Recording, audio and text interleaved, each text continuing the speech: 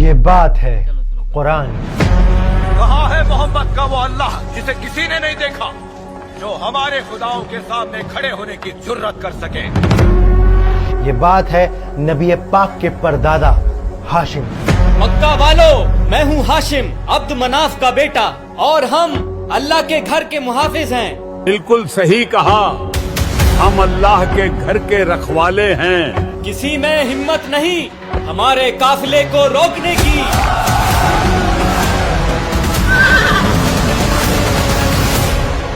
یہ بات ہے سورہ قریش کی. لإيلاف قريش إيلافهم رحلة الشتاء والصيف. مدرسوں میں اکثر سورہ قریش حافظ جی ڈنڈی مار کے یاد کرائی دیتے ہیں. لإيلاف قريش إيلافهم رحلة الشتاء والصيف. لیکن زندگی میں ایسے موقع بہت کم ہوتے ہیں جب کوئی یہ بتاتا ہے کہ اصل میں سورہ قریش ہے کیا اور کیوں اللہ نے اس کو نازل کیا. قریش بڑا گھمنڈ کرتے تھے اپنی دولت پر، مگر اللہ نے انہیں یاد دلا دیا کہ یہ سب اس کا دیا ہوا ہے. کیا ہے سورہ قریش کے نازل ہونے کے پیچھے کی کہانی، اور کون تھے امر الاولی عرف ہاشم؟ یاد ہے نبی کے پردادا ہاشم کا زمانہ، میں اس وقت بچہ تھا. اور کیسے قریش قبیلہ اتنا خود غرض ہو گیا کہ اللہ نے اس کو مثال بنا کر قرآن میں ہمیشہ کے لیے قید کر دیا. مکہ سے پیغام آیا ہے، اللہ نے قریش قبیلے کی غفلت کو لوگوں کے لیے سبق بنا دیا ہے. اور سب سے زیادہ امپورٹنٹ، 1400 سال پہلے نازل ہوئی اس سورت کا آج ہماری زندگی میں کیا کام ہے، جانیں گے اس ویڈیو میں. فليعبدوا رب هذا البيت الذي أطعمهم من جوع وآمنهم من خوف. اسکالرز کہتے ہیں کہ سورہ قریش مکہ میں اس وقت نازل ہوئی جب قریش کے سردار اپنی دولت کا گھمنڈ دکھا کر آپ صلی اللہ علیہ وآلہ وسلم کی مخالفت کرنے لگے. اے بنو ہاشم کے لوگوں، ایک بات میری سمجھ میں نہیں آتی. کون سی بات ابو حکم؟ کیا سمجھ نہیں آتا تمہیں؟ مجھے سمجھ نہیں آتا، اگر اللہ کو پیغمبر چننا ہی تھا تو قریش کے کسی امیر سردار کو چن لیتا. پورے مکہ میں بنو ہاشم کا یہی مفلس شخص ملا اللہ کو.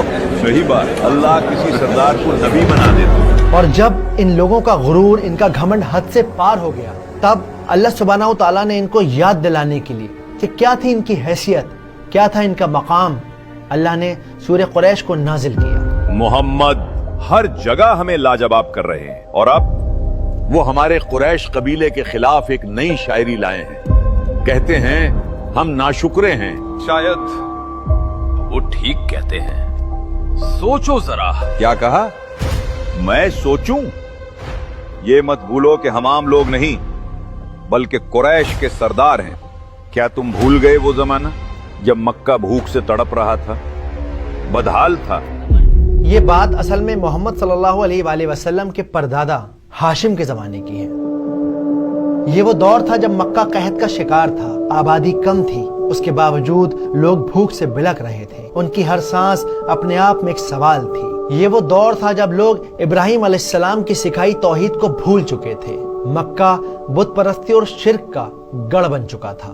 کعبہ کے اندر اور اس کے آس پاس 360 بتوں کو رکھ دیا گیا تھا. دن رات لوگ ان بتوں کی پوجا کرتے، ان کو اللہ تک اپنی بات پہنچانے کا وسیلہ سمجھتے. اے ہبل ہماری دعاؤں کا وسیلہ بن. اے ہبل بچے بھوک سے مر رہے ہیں، رحم کر رحم.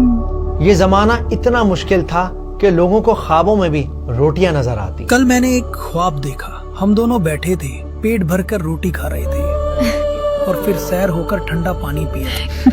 وقت اپنی رفتار سے بہتا رہا. مکہ والے دیوتاؤں کی پوجا کرتے رہے. وہ اپنی دیوتاؤں سے دن رات بھیک مانگتے، ان کی عبادت کرتے. ہماری دعا کو اللہ تک پہنچا دے. حبل کی شان سلامت رہے. مگر ان کا کوئی دیوتا کام نہ آیا. دھیرے دھیرے انسان اور جانور مرنے لگے.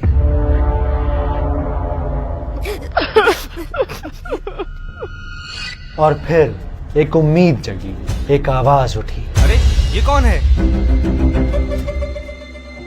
عبد الہاشم کعبہ کے سردار آ رہے ہیں.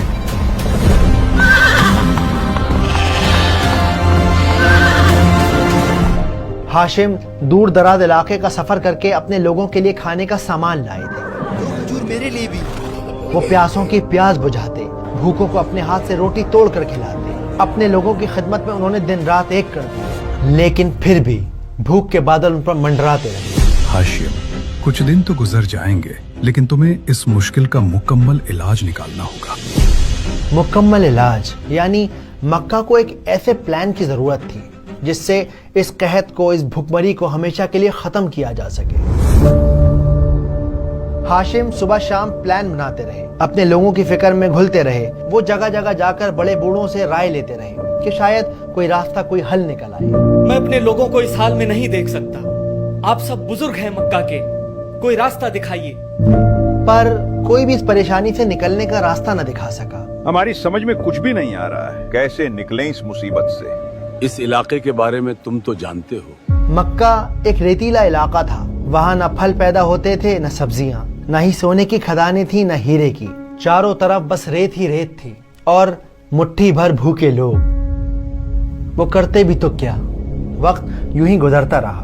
न जाने कितनी जिंदगियां मौत के हवाले हो गई। हाशिम गौर व फिक्र में डूबे रहे और फिर एक दिन उन्हें ख्याल आया कि मक्का वालों की सबसे बड़ी ताकत अल्लाह का घर काबा है। ये मैंने पहले क्यों नहीं सोचा? ये तो सबसे बड़ी ताकत है। और इसी काबा का नाम इस्तेमाल करके वो मक्का का पहला तिजारती सफर करेंगे। कबीले वालों, हम कारोबार करेंगे। सर्दियों में यमन का सफर करेंगे और गर्मियों में सीरिया का। ये क्या कह रहे हैं? ताज्जुब है। ये बात तो कभी सुनी नहीं। हद है। इस ऐलान को सुनकर मक्का वालों के होश उड़ गए। आज तक किसी ने ऐसी बात नहीं सोची थी। हाशिम का यह ऐलान असल में मौत का पैगाम था। क्या ये ऐसी बात नहीं जैसे हम खुद अपनी मौत को दावत दे रहे हों? हाँ बिल्कुल, पागलपन है, पागलपन। शाम ढलते ही डाकू हमारा माल लूट लेंगे और हमें कत्ल कर देंगे। कबीले वालों की ये बातें सुनकर हाशिम मुस्कुरा दिए। उन्होंने उन सबको समझाया कि परेशान होने वाली कोई बात नहीं। हम इस बैतुल्लाह के मुहाफिज हैं, हम पर कोई हाथ नहीं डाल सकता। बिल्कुल सही कहा। हाशिम ठीक कहता है, हम पर कोई हाथ नहीं डाल सकता। हम हैं कुरैश। असल में उस जमाने में काबा के अंदर 360 बुतों को रख दिया गया था। ये बुत अलग अलग इलाकों के, अलग अलग कबीलों के बुत थे और हर कबीला अपने बुत की पूजा करने साल में एक न एक बार मक्का जरूर आता था। इस बार देखना, लात और उज्जा मेरे तोहफे से खुश हो जाएंगे। खास तोहफा लाया हूँ उनके लिए। हाँ, क्यों नहीं। तो अगर कोई कबीला कुरैश के काफिले पर हमला करता तो उसे इस बात का जरूर डर लगा रहता कि कहीं ऐसा ना हो कि कुरैश वाले उनके बुत को कोई नुकसान पहुंचा दें या उनके बुत को काबा से निकाल कर फेंक दे, क्योंकि इन दी एंड जाना उन्होंने साल में एक ना एक बार अपने बुत की पूजा करने के लिए मक्का ही था। किसी ने अगर जरूरत भी की तो निकाल देंगे उस कबीले के बुत को। हाँ बिल्कुल। और जब ये बात सबको समझ में आ गई तो कुछ ही दिनों में सफर की तैयारी कर ली गई। सफर लंबा है मेरे बेटे। बाबा आप फिक्र ना करें, मैं जल्द लौटूंगा, बस इजाजत दें।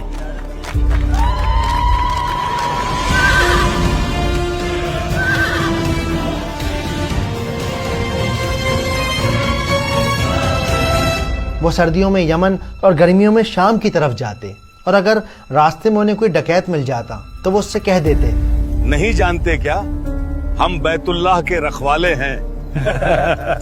ये बात सुनकर डकैत शर्मिंदगी और खौफ से सहम जाते। मुझसे बहुत बड़ी भूल हो गई, माफ कर दीजिए।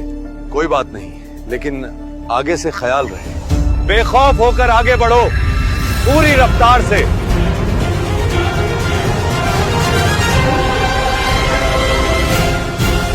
और इस तरह काबा के मक्का में होने की वजह से कुरैश बेखौफ होकर सर्दी और गर्मी का सफर करते रहे। देखते ही देखते मक्का एक बिजनेस हब बन गया।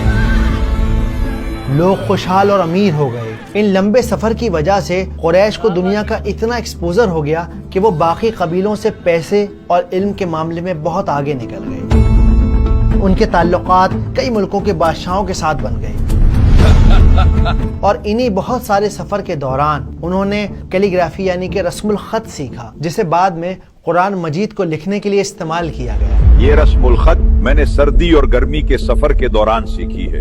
हाशिम अल्लाह को प्यारे हो गए, लेकिन ये सर्दी और गर्मी के सफर का सिलसिला चलता रहा। देखते ही देखते कुछ ही सालों में मक्का इतना बड़ा बिजनेस हब बन गया कि यमन के हाकिम अबरहा ने हाथियों की फौज के साथ मक्का पर चढ़ाई करने का फैसला कर लिया। उसने ये इरादा कर लिया कि वो अल्लाह के घर को तोड़ देगा, क्योंकि वो ये चाहता था कि मक्का की जगह यमन बिजनेस का मरकज बने, बिजनेस का सेंटर बने। और जब अल्लाह सुब्हानहू तआला ने आप सल्लल्लाहु अलैहि वसल्लम को नबुव्वत का हुक्म दिया, तो यही कुरैश अपने पैसे का जोर दिखाकर उनकी मुखालिफत करने लगे। तब अल्लाह सुब्हानहू तआला ने सूरह कुरैश को नाजिल किया ताकि उन्हें ये याद दिला सके कि वो भूख से मर रहे थे। तब अल्लाह ताला ने उनको अपने घर की वजह से इतना बड़ा मकाम दिया, वो इतनी इज्जत वाले हुए। कुरैश वालों का मेरे दरबार में हमेशा इस्तिकबाल है। ये थी सूरह कुरैश के नादिल होने के पीछे की कहानी। अबू हादी, हमें वो सूरा तो सुनाओ जो नबी पर नाजिल हुई है। बिस्मिल्लाहिर्रहमानिर्रहीम। لإيلاف قريش إيلافهم رحلة الشتاء والصيف فليعبدوا رب هذا البيت الذي أطعمهم من جوع وآمنهم من خوف۔ चलिए अब इस सूरत को समझते हैं सिनेमैटिक अंदाज में, आसान तरीके से। तो देखिए, सबसे पहले ये समझना बहुत ज़रूरी है कि इस पूरी सूरत में अल्लाह सुब्हानहू तआला कुरैश से बात नहीं कर रहे। तो दोस्तों, आपने देखा कि किस तरह कुरैश लोग परेशान थे, रोटी के लिए तरस रहे थे। सपनों में उनको खाने की सपने आते थे कि सपने में वो रोटी खा रहे। अल्लाह ताला ने उन्हें इल्म दिया, उन्हें वो चीज़ दिखाया कि वो मक्का का सफ़र करे, और वहाँ पर वो जाने के बाद फिर उसी अल्लाह को भूल बैठे जिसने उन्हें इज्जत दी, जिसने उन्हें रोटी दिया, जिसने उन्हें शान और शौकत दिया। तो यही था सूरह कुरैश का नाजिल होने के पीछे की वजह।